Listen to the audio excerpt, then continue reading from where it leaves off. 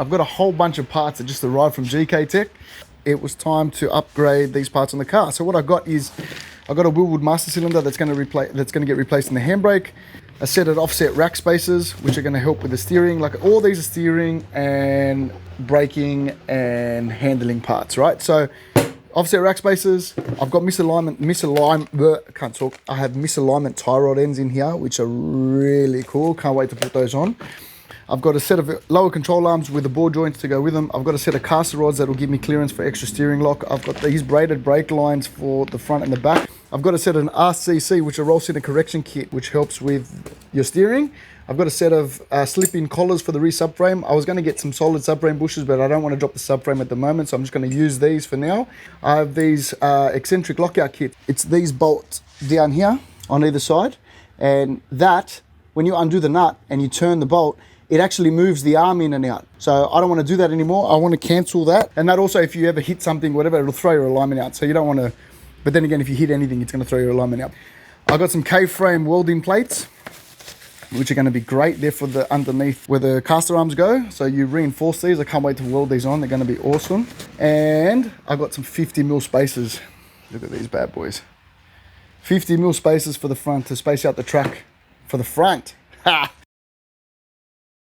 I have to cut the boot floor out to put over the top, and I'm going to do it out of this metal here, sheet metal. So we're going to measure and cut that out. I need to seam seal around where I've welded with a seam sealer. Trust the old seam sealer. And I'm going to install the eccentric lockout kit. So I'm going to do that first and foremost. And once I've done that and seam sealed it all, then we're going to paint it all. Then we're going to put the fuel tank back in, bolt it in, plumb it up, and it's never coming out again until I decide to do a fuel cell, but that's later on down the track. And the boot's finished. Finished! Can't wait. It's been a long time coming, but we are almost there. Then I've got a list of stuff. What's next? Oh, the subframe collars. I might do that first before I put the fuel tank in. Damn! Okay, so I think I'm going to put the subframe collars in, which they slip in. One there, and then two a bit further down at the front. We do that to move on to the next stage, which is cutting and welding the wheel arches for the Overfenders. So I've got to cut this, make it a little bit higher, so I can space the rim out without it hitting this when it's lowered. And yeah, so that's what we're doing. We're doing that. We're getting it done. We're getting it done. We're getting it done. So much I need to do. Whew! But yeah, we're getting it done. Let's go. All right, your boy.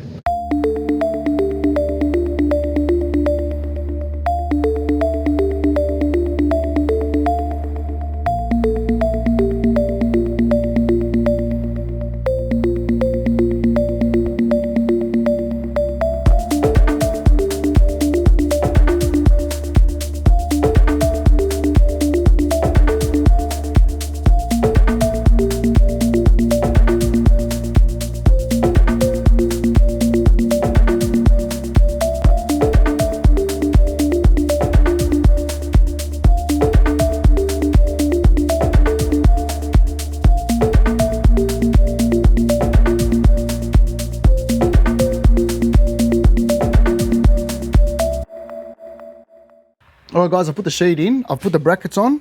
As you can see, the brackets are here and here. They're bolted in really nice. Now what I've got to do is I've got to bolt the sheet down in certain points, and I've marked them. I've put circles around everywhere that I'm going to drill and put these rivets. Now, I want to make the sheet removable, right? I don't want to fix it down so it's permanent. So what I've got here is I've got a nut riveter set by King Chrome, nut riveter set. I've never used one, but I'm going to do it now. And what we're going to do here is we're going to drill some holes. Once we drill the holes, then I'm going to rivet these in to the floor, and then I'm going to lay this back on top and then screws to it. And that is how it's going to fix to the car. I tested it on a piece of just flat sheet, which is what the boot is, and just to make sure that I did it right before I stuffed it. So this is how this works. It was pretty cool. So if you see, that's what it looks like. So you drill a hole, you put this pop rivet in, squeeze it, and it clamps it together. So then all you do is you grab your screw. This is going to be underneath the sheet. The sheet sits on top of this with a hole, and then you screw it in. How good's that? And that's how I'm going to be able to take this boot floor on and off with ease. So now, it's time to do that. Let's go.